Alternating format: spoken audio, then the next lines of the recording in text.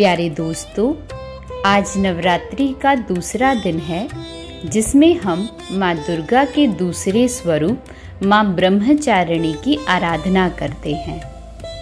और आज हम माँ ब्रह्मचारिणी के स्वरूप के बारे में जानेंगे।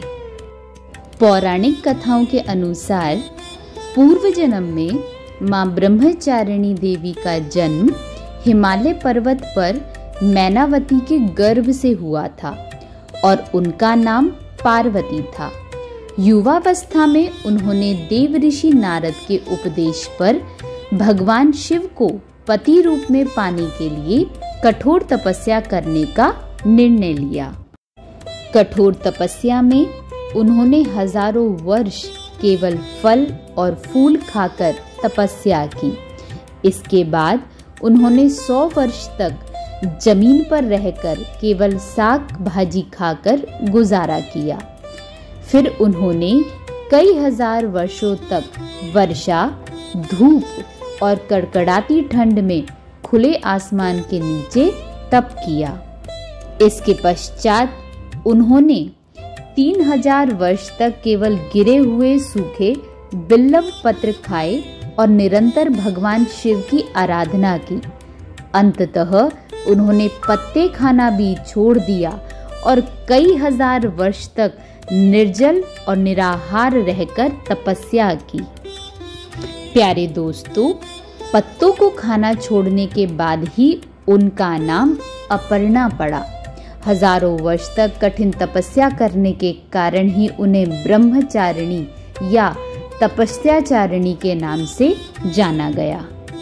दोस्तों, ऐसी भी मान्यता है कि कई हजार वर्षों की इस कठिन तपस्या के कारण ब्रह्मचारिणी देवी का शरीर एकदम क्षीण हो उठा।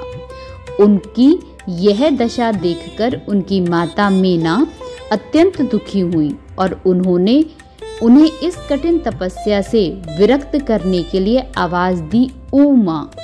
तब से देवी ब्रह्मचारिणी का एक नाम उमा भी पड़ गया।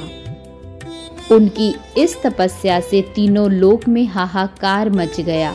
देवता, ऋषि, मुनि सभी देवी ब्रह्मचारिणी की इस तपस्या को अभूतपूर्ण बताते हुए उनकी सराहना करने लगे। अंत में पितामह ब्रह्मा जी ने आकाशवाणी के द्वारा उन्हें संबोधित करते हुए प्रसन्न स्वर में कहा, हे देवी, आज तक किसी ने ऐसी घोर तपस्या नहीं की है जैसी तुमने की है। तुम्हारे इस अलौकिक कृत्य की चारों ओर सराहना हो रही है। तुम्हारी मनोकामना परिपूर्ण होगी और भगवान शिव तुम्हें पति रूप में अवश्य प्राप्त होंगे। तो दोस्तों, माँ ब्रह्मचारिणी की कथा हमें यह सिखाती है कि जीवन के कठिन संघर्षों और मुश्किलों में भी अपने मन को विचलित नहीं होने देना चाहिए। उनकी आराधना करने से भक्तों को संयम, बल, सात्विकता, आत्मविश्वास और वैराग्य की प्राप्ति होती है।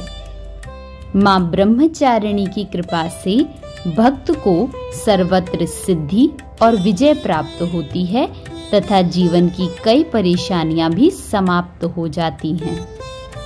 अंत में हम यही प्रार्थना करते हैं कि माँ ब्रह्मचारिणी का आशीर्वाद हमें प्राप्त हो और हम भी जीवन में इसी तपस्या के साथ आगे बढ़ते रहें।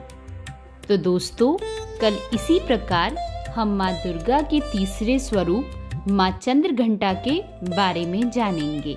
धन्यवाद।